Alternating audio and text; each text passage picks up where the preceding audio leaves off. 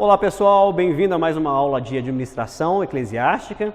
Hoje nós vamos continuar falando a respeito de administração e inteligência emocional, tá bom?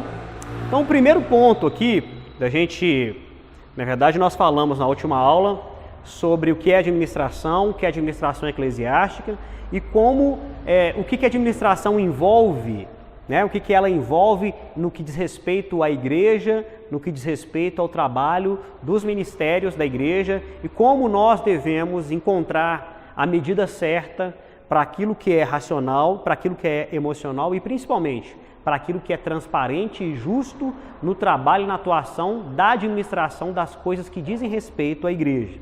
Então olha só, administrar é lidar com emoções.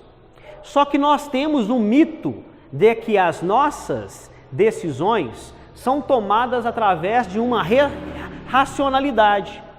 Quando nós vamos ver, na realidade, não é sempre a racionalidade que define as nossas atitudes.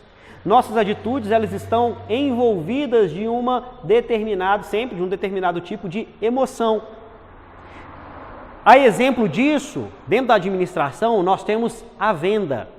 Quando você trabalha a venda, normalmente a venda tem relação com o emocional, tá? Eu trabalhei por algum tempo como autônomo e toda vez que eu ia fazer uma visita a um cliente, eu não conseguia fechar a venda. E eu não entendia por quê. Eu falei, será que a minha apresentação não é boa? O jeito que eu falo do serviço não é bom? Será que eu não estou ordenando bem o meu discurso? Será que essa venda não está se concretizando porque o meu preço não está bom o suficiente, eu estou cobrando caro? E aí eu comecei a fazer essa autoanálise e depois de estudar um pouquinho a respeito de marketing, tenho uma pós-graduação em marketing, eu percebi que o meu problema era justamente a minha apresentação pessoal. Então eu ia com a minha roupa simples, a roupa que eu usava assim para ir em qualquer lugar. Eu vou no centro, Aí eu comecei a passar os meus orçamentos vestindo social, do jeito que eu estou aqui. Então eu ia bonitinho, arrumadinho, com a mochila. O mesmo conteúdo, o discurso continuava o mesmo, tá? De apresentação, só que eu ia de social e eu ia com o computadorzinho. Quando eu ia apresentar o serviço, eu passava mais credibilidade. Então aquela mesma pessoa que foi recebida por mim, que eu recebi, na verdade, que me recebeu, ela recebia outras pessoas que estavam vendendo o mesmo tipo de serviço para ela. Só que a minha apresentação deixava no inconsciente dela um tipo de credibilidade. O cara vem, relógio de marca, vem com a camisetinha, né, arrumadinha social, vem com um português mais polido, me apresentar o serviço. E aí eu comecei assim, todo o orçamento que eu dava eu fechava. Todo orçamento que eu dava eu fechava. Porque mesmo a pessoa sendo pobre, eu apresentava o serviço como se eu estivesse apresentando uma pessoa rica. E aí a pessoa, mesmo que a pessoa que era pobre, ela me olhava, me via assim arrumada dentro da casa dela com admiração. Então no final das contas ela pensava assim, olha, para o que eu estou fazendo, é esse cara que eu quero aquele padrão ali. Então ela contrata, muitas vezes a pessoa não contrata nem um serviço, mas a pessoa. Então ela contrata a pessoa porque vê a pessoa e vê aquele padrão de pessoa e fala assim, eu quero ter aquele padrão de pessoa comigo.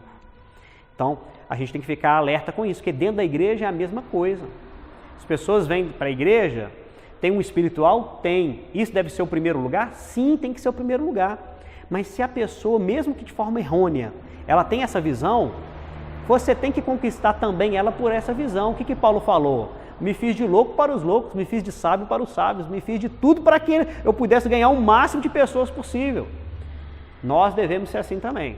Então, mesmo que a pessoa esteja ali querendo um emocional, tá? Que ela venha por causa desse emocional, mas que você passe para ele aquilo que é verdade, que aquilo que é fruto de vida.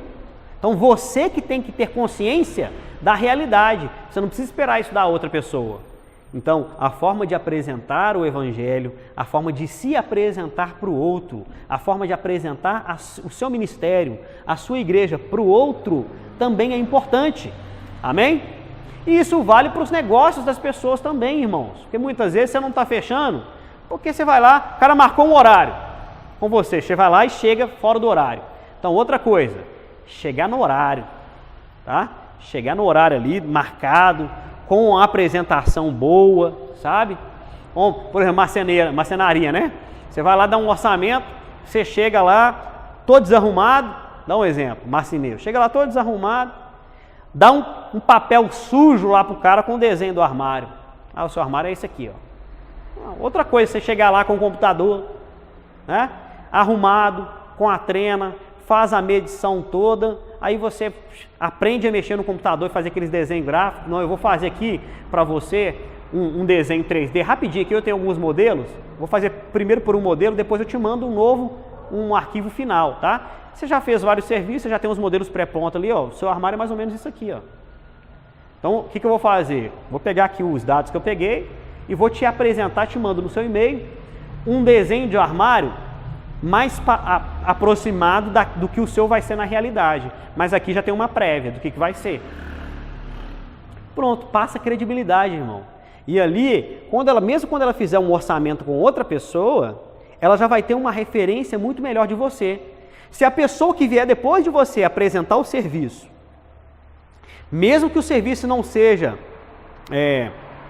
com um preço equivalente, pode ser para mais ou para menos, se a apresentação dela não for tão boa quanto a sua, a pessoa sai. Pode ser que ela faça até o preço mais barato, né? Mas aquela pessoa vai preferir contratar aquele que apresentou melhor o serviço. Por quê? Porque passou mais credibilidade, porque passou mais confiança. Mesma coisa quando tem uma indicação. Quando tem uma indicação, você já vem ali com alguns pontos com a pessoa, mas não te garante o serviço. Não te garante. Te garante o serviço é a sua apresentação e a credibilidade que você passa. Então nós temos que nos atentar a isso também dentro do trabalho, dentro da igreja, tá? Então olha só, as decisões das pessoas, elas são tomadas por processos emocionais, por processos intuitivos e pela razão. Então você tem que entender que o racional aqui, ó, vamos supor que o racional da pessoa está focado nisso aqui, ó, preço. Ele está olhando dinheiro, certo? Está olhando preço. Só que ele tem processos emocionais. E ele tem processos intuitivos. E o que é o intuitivo aqui? Aqui está falando de valores. Dentro dos processos de intuição deles, tem valores que fazem com que essa intuição seja ativa. Então você tem que entender quais são os valores dessas pessoas. Então quando eu passo uma credibilidade com a minha própria aparência, com a forma horário justa, tá, de chegar, ela vai pensar o quê? Que eu vou cumprir no ponto, que eu vou cumprir o horário com ela, cumprir o combinado, que eu sou uma pessoa de palavra, tá? Depois, processo emocional. Como essa pessoa me visualiza? Você chega lá todo fedendo na casa da pessoa para apresentar seu serviço, mas você chega lá cheiroso, né? Ou pelo menos não fedendo, né? Arrumadinho, limpo, tá? Com um carrinho mais ou menos na porta. Você passa uma credibilidade. E isso aqui, do ponto de vista emocional, ó, ou você chega lá com uma camisa, tá o nome da sua empresa na camisa, bonitinho, bordado, aquela coisa de qualidade. Você chega com um cartão bonito lá, entrega para a pessoa. Você chega com o folheto da sua empresa, entrega. Isso tudo passa credibilidade. Aí você, com tudo isso, e cobra o mesmo preço da outra pessoa que está fazendo. Com o que ela vai fechar? Você chega lá na pessoa, apresentar seu serviço. Né? Seja de obra, seja de fotografia, de filmagem, seja de um serviço comum, certo? Mas você chega lá com o folheto da sua empresa, com o cartão da sua empresa, com um portfólio com fotos de algum trabalho que você fez, você entrega tudo para ela, se é positivo, olha no olho dela, entrega seu cartão, o seu material, pega na mão dela, dá o orçamento para a pessoa num papel timbrado e deixa o orçamento aqui, ó, tá aqui a sua cópia, e eu seguro esse preço para você num prazo no máximo de 10 dias. Aí você tem 10 dias para me responder, certo? Ela vai ficar esses 10 dias, vai fazer outros orçamentos.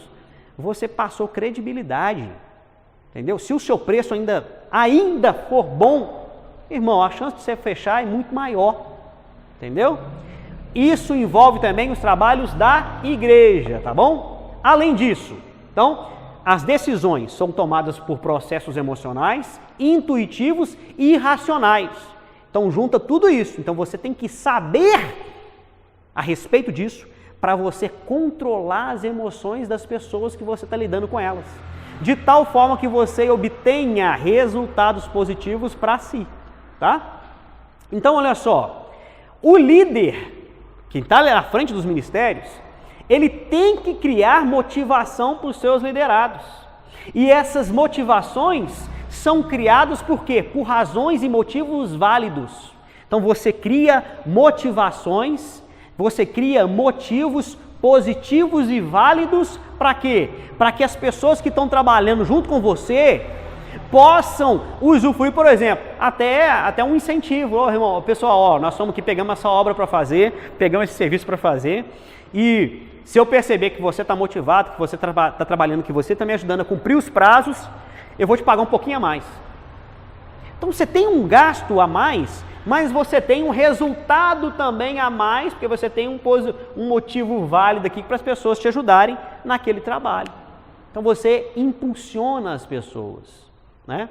Bom, quando você faz alguma coisa com os jovens, por exemplo, que você coloca uma premiação, é um incentivo.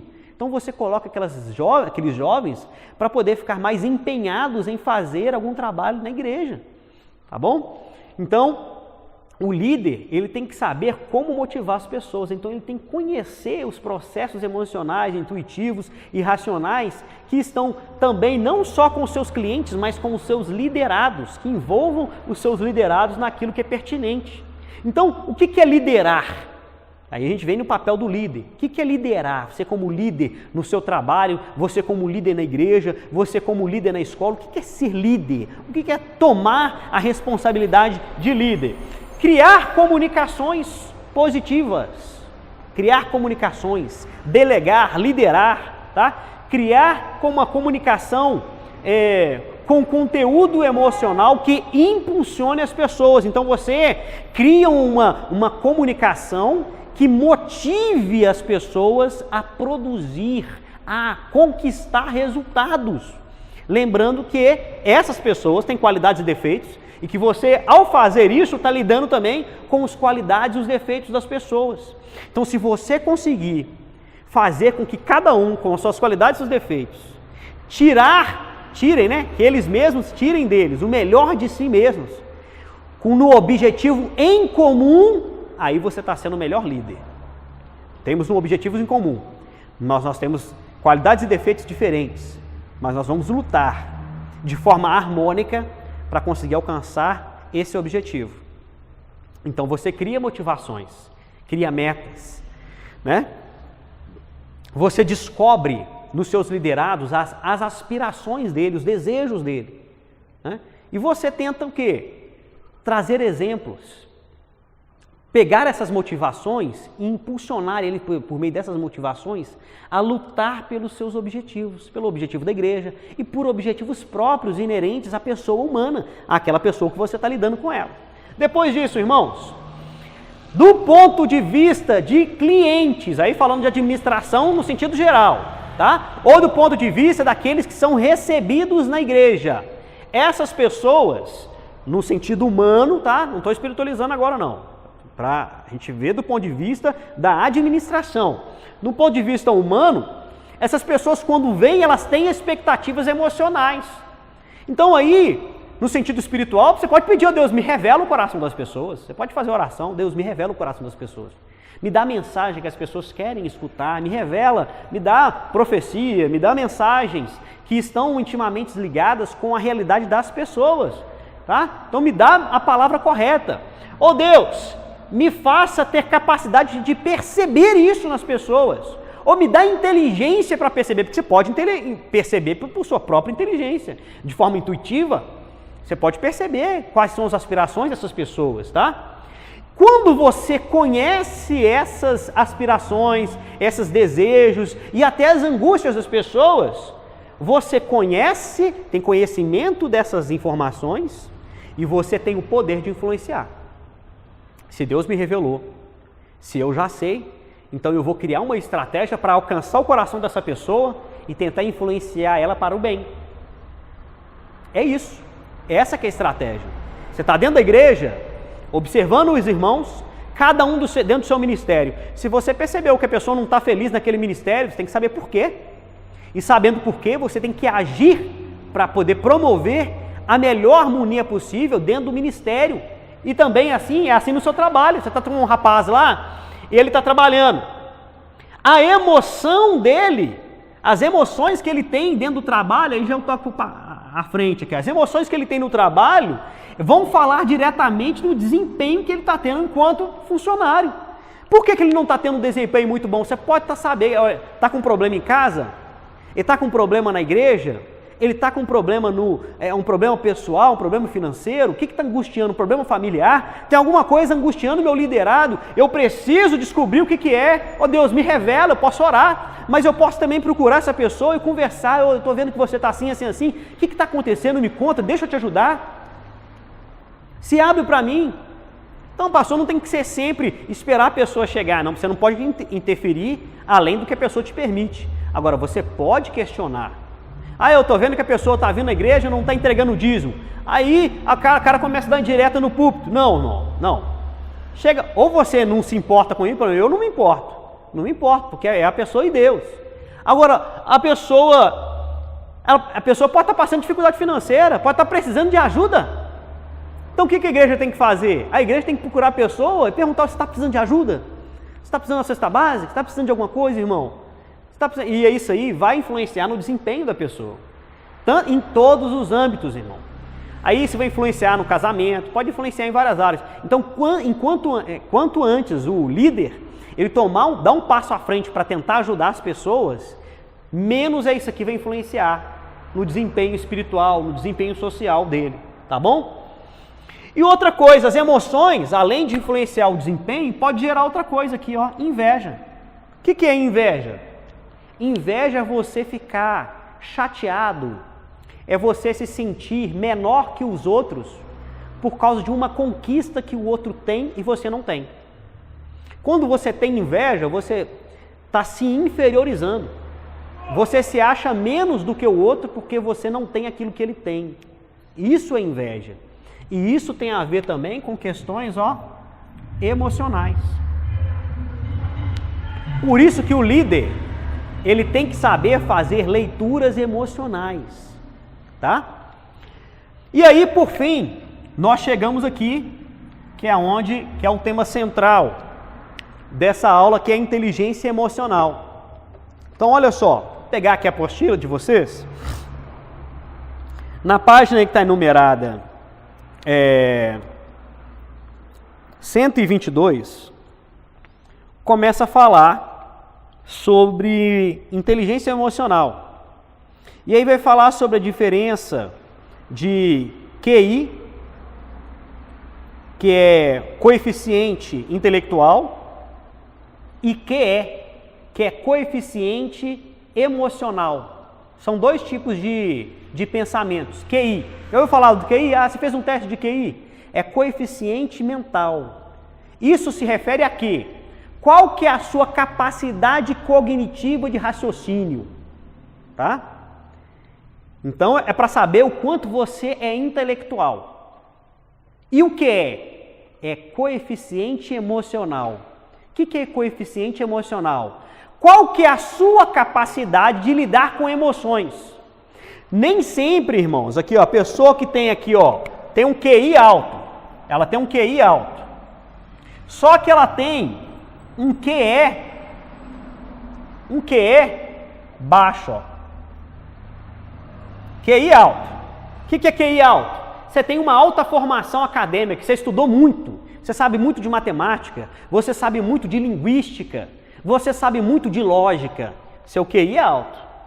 Mas você não sabe lidar no trabalho com ninguém, você não sabe conversar, você não sabe tratar bem as pessoas, você tem um coeficiente emocional baixo. Então isso aqui não te faz uma pessoa sábia, você não é sábio. Você é inteligente, mas você não é sábio. Nós estamos na igreja para desenvolver a sabedoria.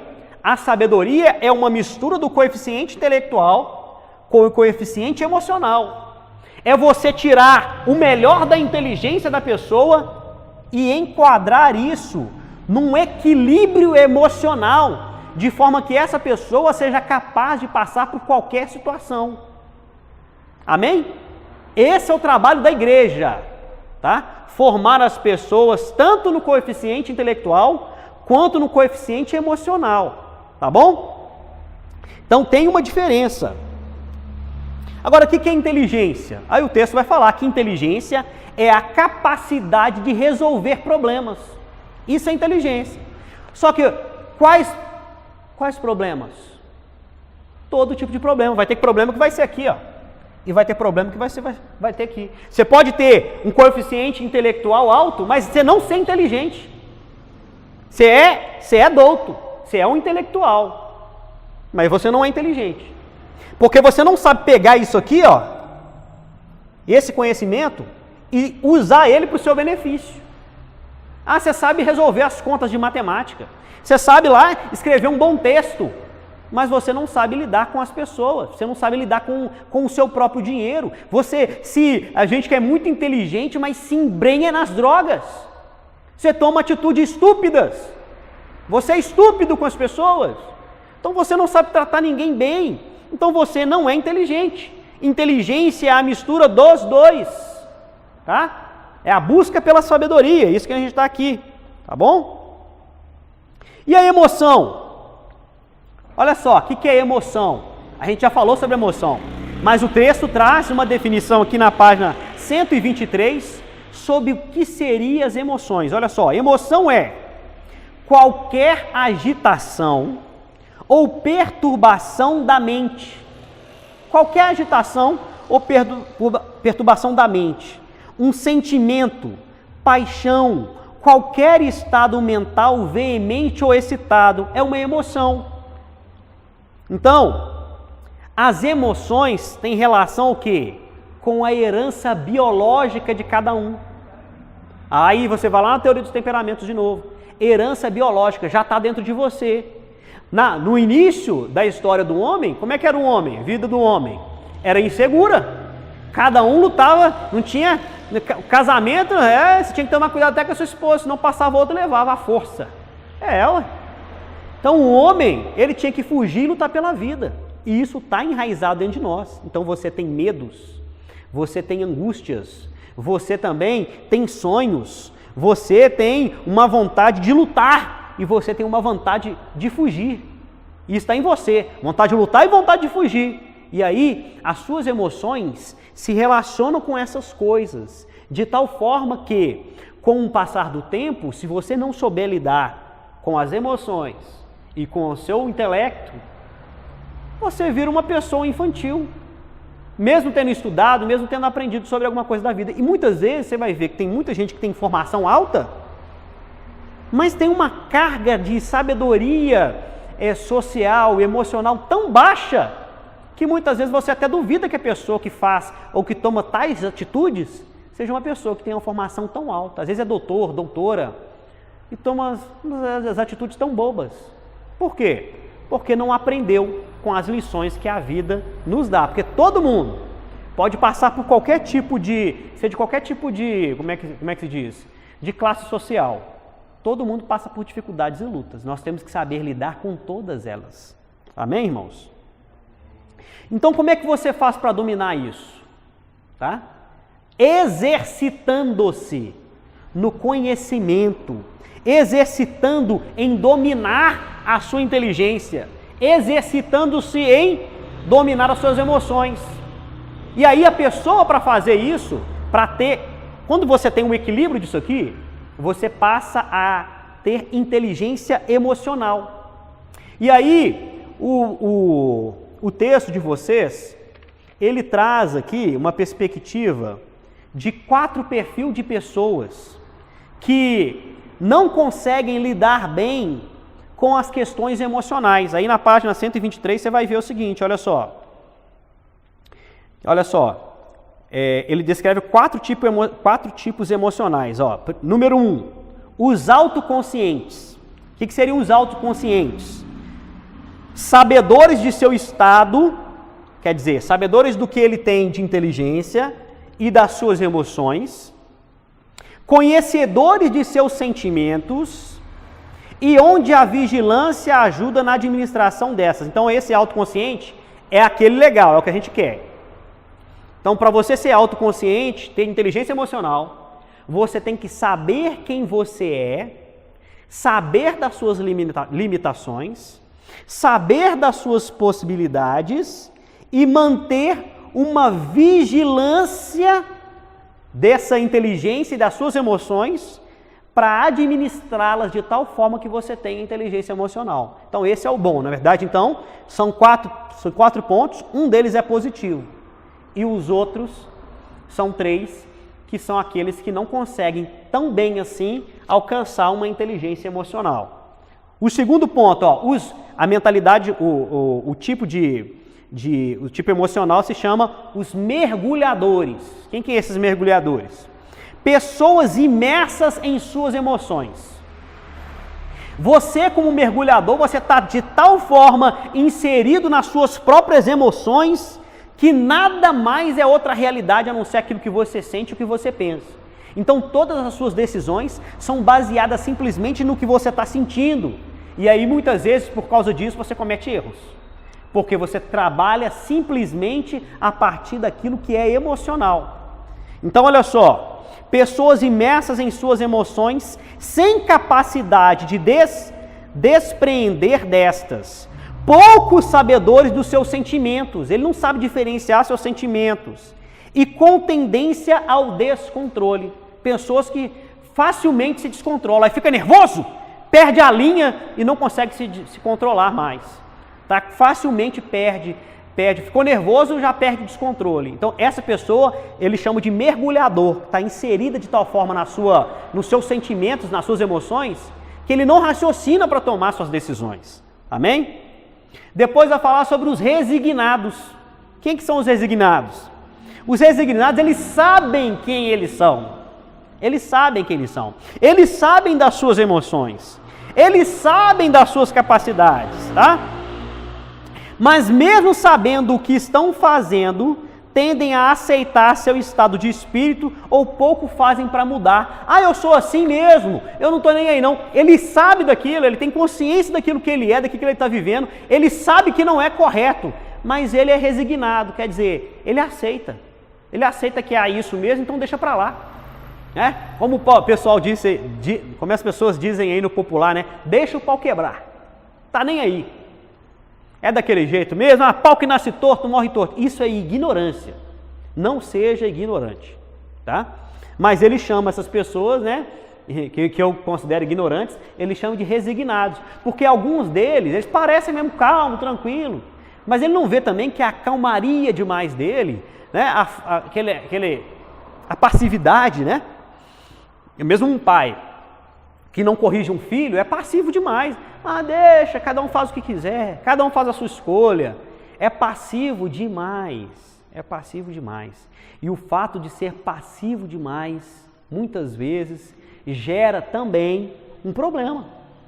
Tranquilo demais, irmão, não seja nervoso, mas não seja tranquilo demais também. Tem que ser moderado, tá? Então esse ele chamou de resignados. Então até agora, autoconscientes, são as pessoas que têm sabedoria daquilo que são e que podem e dos seus próprios sentimentos e emoções. Os mergulhados, que estão totalmente inseridos em suas emoções e não percebem em momento nenhum que as suas atitudes estão sendo involuntárias ou mesmo errôneas por causa das suas próprias emoções ou de não saber lidar com elas. E depois disso, os resignados, que têm consciência das suas emoções, das suas atitudes, mas não se importam, se aceitam assim, aceitam seus defeitos assim e não procuram melhorá-los, tá? E depois, os somatizadores, eles não conhecem bem, eles não se conhecem bem, não sabem nomear as emoções e frequentemente estão afirmando, sinto-me péssimo. Aquela pessoa emotiva demais, que se coloca para baixo, sabe? Que não entende aquilo que está sentindo. Essas pessoas são passíveis, muito passíveis, de depressão, não entende muitas vezes a diferença de uma perseguição espiritual ou de uma coisa factual que está acontecendo. Eu tenho um problema com um problema que está acontecendo. É esse problema aqui que eu tenho, é isso aqui que está acontecendo, é isso aqui que está errado. Ok. Só que eu não entendo que eu também tenho uma alma, um espírito, eu tenho um Deus que me quer bem e eu tenho uma perseguição espiritual que me quer impedir de alcançar aquilo que Deus tem proposto para mim. E aí o coração dessa pessoa se abate por qualquer coisa e ela fica sem saber identificar as razões dos seus sentimentos. E aí ela começa a buscar encontrar motivos para aquilo. E aí muitas vezes ela encontra esses motivos nos lugares errados. Um problema que é espiritual, ele começa a reverter para uma coisa da igreja. Um problema que é espiritual, ele começa a reverter para aquilo que é do trabalho. Um problema que é familiar, ele traz para dentro da igreja. Um problema que é familiar, ele leva para o trabalho. Daqui a pouquinho, ele não está bem na igreja, não está bem no trabalho, não está bem em casa, em lugar nenhum. Então você tem que saber lidar com cada um dos seus sentimentos, em cada um dos ambientes que lhe diz respeito. E ter sabedoria para identificar se aquela raiz de sentimento ou de pensamento que você tem é emocional ou é espiritual. Então, você tem que se exercitar em refletir sobre aquilo que você está vivendo para você saber qual que é a origem desse sentimento. Você tem que pergunte-se, qual que é a origem desse sentimento? Qual que é a origem daquilo que passa na minha mente? Qual é a origem daquilo que passa no meu coração, na minha cabeça? Será que essa decisão que eu estou prestes a tomar, ela é correta? Será que a decisão que eu estou prestes a tomar, ela é pura? Ela é bíblica? Vem uma ideia na sua cabeça, é bíblico? Pode ser até boa a ideia, mas será que a motivação que veio é boa? Eu estou fazendo isso aqui, eu quero fazer um evento aqui na igreja, só que eu vou fazer no dia que fulano de tal está fazendo um outro evento em outra igreja, só para rivalizar com ela. Tem igreja aqui em BH, Belo Horizonte, que faz isso, irmão. A igreja tal marcou um evento lá, aí para não perder, né, os membros para ir para o evento deles, aí eles marcam o evento no mesmo dia, para ficar rivalizando com a igreja. Não, meu irmão, você tem que fazer a obra de Deus, mas por que a obra de Deus? Não é porque você tem que rivalizar com o irmão ou com outra igreja. Fica com esse pensamento, não. Porque isso já é fruto de raiz daquilo que não é bíblico. Não é bíblico. Isso é inveja também, de alguma forma. Ou medo, né? Quem está vivendo o amor de Deus? O amor de Deus tem que lançar fora todo medo, meu irmão. Então você tem que fazer sempre para a glória de Deus. Amém? Então olha só. A lição, ela vai terminar falando a respeito dessa administração, ou melhor, da inteligência emocional no lidar com os filhos, tá? Então, a lição, trabalhando esse tema no sentido familiar, vai falar que em casa, o pai, ele não pode simplesmente cuidar do filho no sentido de administrar o seu crescimento com base naquilo que ele tem que pagar para o filho. Eu vou pagar a escola, vou pagar isso, vou pagar roupa, vou pagar isso, vou pagar alimentação e vou esperar ele se desenvolver. Não, o pai tem que trabalhar desde o início. Por que nós temos tanto problema na igreja? Porque essa inteligência emocional, ela não foi trabalhada conosco no nosso desenvolvimento humano. Seu pai e sua mãe tinham que ter te ensinado a lidar também com as suas emoções. E aí, ele vai pegar aqui, olha só, eu acho que 3 ou 4 tipos de pai aqui, que ele considera que são pais que trabalham a emoção aqui de forma também pejorativa com os seus filhos. Olha só, filhos mostram, está na página 124, filhos mostram confiança e prazer em aprender quando os pais são hábeis em inteligência emocional. Aí o autor referência apresenta 3 tipos de pais emocionalmente inábeis, quer dizer, pais que não conseguem ensinar bem seus filhos, tá? Os que ignoram qualquer tipo de sentimento dos filhos. Você está lá, qualquer tipo de sentimento que seu filho tem, você ignora, simplesmente finge que não está acontecendo, tá? Os pais que entendem que o filho está sentindo, mas não se importa com a reação, nem com a forma como eles irão lidar com os seus sentimentos. Quer dizer, o filho tem alguma coisa, um sentimento. Você sabe que ele teve um sentimento, só que você não se importa com Como ele vai lidar com aqueles sentimentos? Isso é ruim, sabe por quê? Porque está se passando algo na cabeça do seu filho e você não sabe o que é. Então você tem que ensinar o seu filho a lidar com isso. Porque quando você ensina, você vai saber que ele tem alguma referência daquela ação sobre a própria vida dele. Então você vai ser um pai melhor e o seu filho vai ser uma pessoa melhor. Amém? Depois disso, os pais muito rigorosos, está logo no início da página aí, e que não respeitam o que a criança sente, proibindo até a pessoa de ter os sentimentos que ele tem. Ah, a criança está lá chorando, não engole o choro. Já escutou? Meu pai era assim comigo. Engole o choro, homem não chora não. Eu vejo assim que para mim, de alguma forma, foi até bom, certo? Mas seria ótimo se tivesse também um pouquinho de compreensão, entendeu? Ô filho, vem cá, me dá um abraço aqui. Chora não, filho. Papai está aqui e vai te ajudar. Você pode de vez em quando intercalar essas coisas, nem tão rigoroso, né? Mas nem tão amável, né? Há uma mistura dos dois, temperadamente. E aí, para finalizar, para você conseguir alcançar a inteligência emocional, ele dá alguns pontos aqui que esclarecem como é que você aprende a ter inteligência emocional. Então, primeiro, você tem que conhecer as próprias emoções. Você tem que conhecer a si mesmo, tá? Você vai ter que controlar os seus sentimentos. Você vai tomar decisões com mais autonomia e com mais confiança. Por quê? Porque antes de você tomar a decisão, você passou por um crivo racional que entende o processo emocional que você está passando por ele. Depois você tem que lidar com as suas emoções, que é isso? Autoconsciência. Então você vai dar um passo atrás e ter uma autoconsciência. Você vai fazer uma análise de si mesmo para se relacionar com os seus sentimentos. Depois você vai ter que motivar-se. O que é isso? Você vai ter que pegar as suas emoções e colocar a serviço de você mesmo. Quais são as emoções que você tem? Ok. Quais são as emoções positivas que você tem? Como você reverte isso para benefício de você mesmo? Você reverte, faz uma reversão emocional, de tal forma que as suas emoções que eram negativas começam a ser positivas, começam a te impulsionar, começam a te jogar para frente. Amém? Depois, isso inclui você colocar metas, né? Coloca metas e se motiva, transforma as suas emoções. Reconhecer as emoções dos outros, quer dizer, empatia. Lembra lá em psicologia? O que é empatia? Colocar-se no lugar do outro. Eu não posso simplesmente ver a situação e apontar para o outro e falar simplesmente de forma racional, não. Porque muitas vezes eu vou falar da forma, o que é certo, vou falar o que é certo, mas da forma errada. Quando eu me coloco no lugar do outro, eu sofro um pouquinho junto com o outro, e na hora que eu me expresso com relação àquilo que está acontecendo, eu me expresso de tal forma que eu consolo, a mesma coisa de mostrar aquilo que é correto, eu estou também consolando a pessoa com as minhas palavras. Então, aquela pessoa que poderia se sentir ferida, ela vai se sentir aliviada. Entendeu? Então, por exemplo, você pode até criticar alguém por alguma coisa que está fazendo, mas você pode, antes de criticar, olha, eu gosto muito de você, porque você é muito boa nisso, aquilo outro. Você enche a bola da pessoa, tá?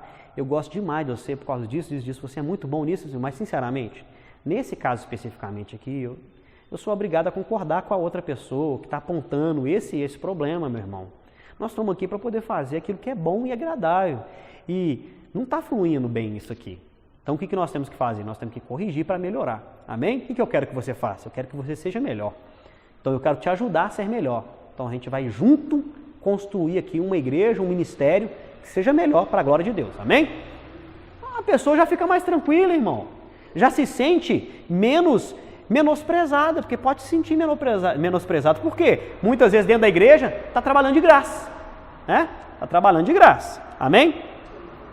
Então você tem que lidar com relacionamentos. Lembrando, irmão, lidar com relacionamentos, quando tem mais de uma pessoa, que é o caso de igreja, trabalho, né? É lidar com qualidades e defeitos. Então você tem que lidar com esses relacionamentos de tal forma que faça uma balança onde as coisas não pendurem nem para um lado nem para o outro, não seja rigoroso demais, mas também não seja liberal demais. Amém? Lembre-se que você tem que essa liderança ali, ela pode te trazer benefícios, mas ela também pode te trazer uma visão pejorativa do que as pessoas vão ter do líder. Mas esse pastor aí é grosso demais. Mas esse pastor aí é assim, assim, assim. Quantas vezes você já escutou alguém falando assim? Não, que pastor grosso. Não, irmão, calma aí. Às vezes ele é grosso por causa do temperamento dele. Né? Ele às vezes nem é grosso para ele mesmo, não acha que ele está sendo grosso. Mas para o outro sim.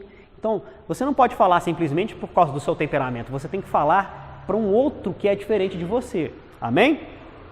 Então é isso, irmão. E aí, nós já falamos de inteligência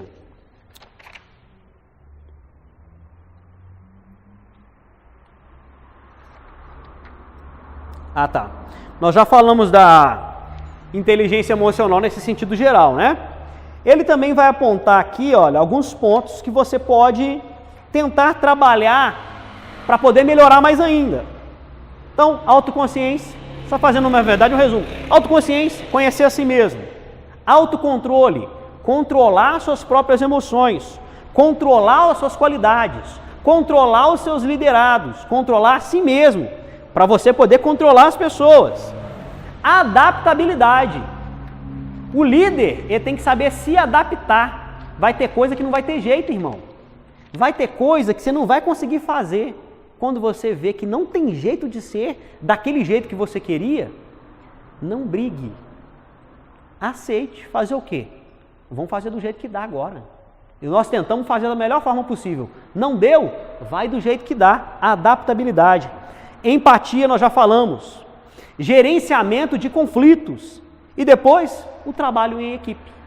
Amém? Então é isso. Sobretudo, irmãos, para conseguir adquirir inteligência emocional, você vai ter que se exercitar. Aí eu vou lembrar. Ninguém consegue dominar si mesmo, dominar suas emoções, dominar conflitos, dominar a forma com que ele percebe a outra pessoa da noite para o dia. Então, não seja rigoroso demais consigo mesmo. Deus não é. Deus tem paciência com você. Tenha paciência consigo mesmo, tenha paciência com o outro, mas, sobretudo, analise-se e se permita errar também.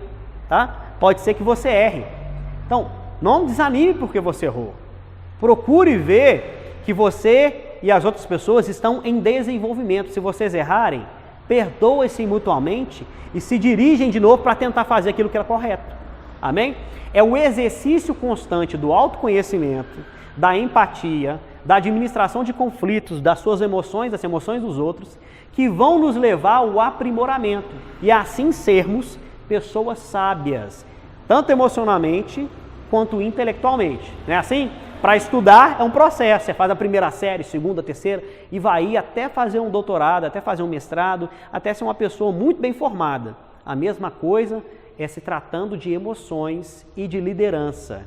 Você vai aprendendo a cada experiência e com o tempo você vai melhorando. O que você não pode fazer, independente da idade, é se acomodar. É ser, como o texto falou, uma pessoa resignada. Aí eu sei de tudo isso, mas eu estou satisfeito do jeito que eu sou, é assim mesmo que eu vou ser, aí minha igreja é assim mesmo, quem quiser ficar aqui é desse jeito a igreja, quem não quiser vai embora. Ok. Vai continuar a gente indo embora da sua igreja, se você pensar dessa forma. Amém? Então, meu irmão, eu só posso pedir que Deus abençoe a sua vida, tá? E que você possa estar conosco na nossa próxima aula. Amém? Deus abençoe. Até a próxima.